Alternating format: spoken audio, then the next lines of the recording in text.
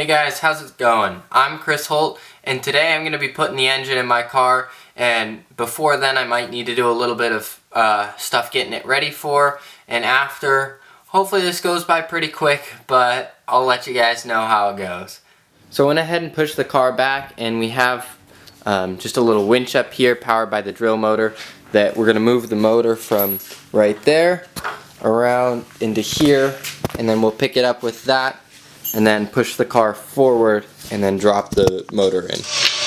Using the motor, we're lifting this up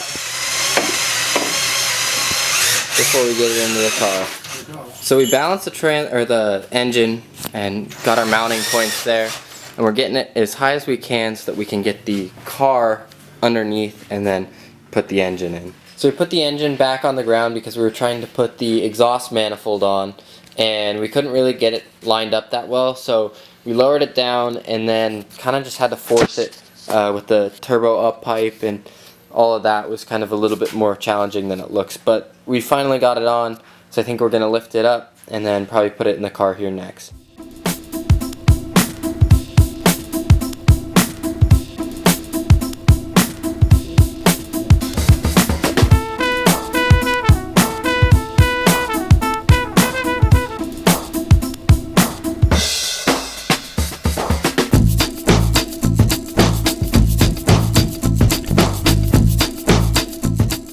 So we're lifting the car up here so that we can get the engine and transmission lined up, and so we've been putting a flashlight in between the two right there and making sure that the lower two studs do line up so that we can get it to fully, initiate the transmission. So we've been trying to get the engine in for a while, and we actually had to take it back out again, but we were running into this service plate down here. It's kind of hard to see, but let's see if I can get the light on. So see right underneath the stud right there was coming in the way of the stud, so I bent that down and we'll give it another shot. So we got the engine in the car. I still have to attach like the power steering pump and I believe the AC right there. So we got it in the car. It's not bolted fully up to the transmission yet. We were kind of having problems with that, and we were just at this for too long.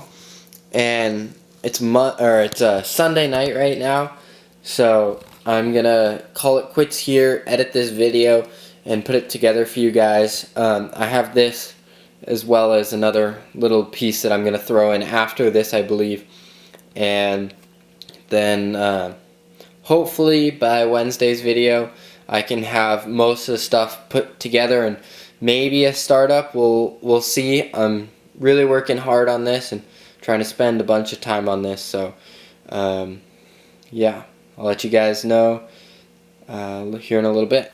So like I said earlier, I didn't get the engine all the way in, and that's kind of what I was trying to do, and I know it doesn't look like I did much in this video, but we were really struggling with it, and we didn't figure out the problem with that lower tray until probably 2.5 hours after trying to wiggle it in, and getting the exhaust manifold on and the up pipe was a pain.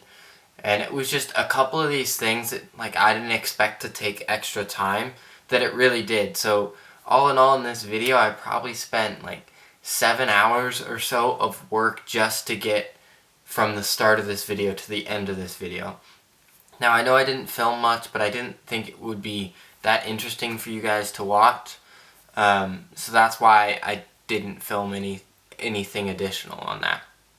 So something that I haven't really explained and figured I'd wait to tell you guys at a later date is I bought this engine off of a salvaged car, and this one actually came from the East Coast, so that's why the oil pan was a bit rusty. If you guys want to go check that out, watch maybe my first or second video, I kind of explained it there. And so I spent a good deal of time trying to figure out, do I go build the motor, do I buy a new one from Subaru, how much does it cost if they were to rebuild it, and go on from there and just do searching. And for me, since this car is going to be more of my daily car, and then I'm going to leave my Camaro for more of my weekend fun car, I decided that I didn't really need to spend a bunch of money to build the engine and then get it tuned and all of that. And I did do that research. and that was going to be right around $4,000 to $5,000. And for me, it being a 2002 Subaru WRX, not really, anything super special. It is a little bit, it's pretty common around here. I didn't feel like I needed to make a 300 wheel horsepower daily driver car for me. So that kind of threw that one out of the question, but I did actually disassemble the old motor, see that I'd spun a rod, and then sent it to a shop locally to me, a machine shop, and really got them to break it down for me. Now these people work on Dirtfish Rally School cars, and so they know their way around the Subaru, the EJ blocks. And so I ended up not doing that option just because of how expensive it was going to be. It was going to be about $3,000 for the machining and about $1,000 to $1,500 on just the parts. And so just to do that and then replace everything myself would have been really expensive. And then I went to Subaru because that was where I first did it, and they said it would start at $6,000 to have them do it. Now for me, I'm pretty okay handiwork wise, so I decided to do it myself, and so that's why I originally thought of the build. And then the more research I did, the more of these USDM EJ motors I kept finding off of salvaged cars. And now the one I got was about $2,000, and like I said, I ended up using a lot of the parts off of my car, my previous car, like the intake manifold, the turbo, and stuff like that. Mostly because the one that was on this car wasn't as in great shape as the one that I had, but overall I just kind of went back to stock. Now I know, the head gasket and other issues might come up in the future, and I'm kind of crossing my fingers that they don't, but there's always that option. So there's a lot of, there's kind of the two difference, the USDM motors or the JDM motors.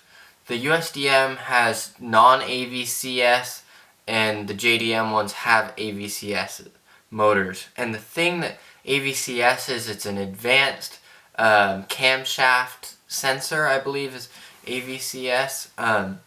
And so for me, a lot of them, even the JDM motors, can be run with a standard USDM ECU, but I decided, you know what, I just want to get a standard USDM motor. So then I was searching around the internet and found a couple different websites where you put in your email and your car and all the different stuff that you need, and you actually get a couple quotes of different engines that have been used on other cars and maybe crashed and have the engine for sale.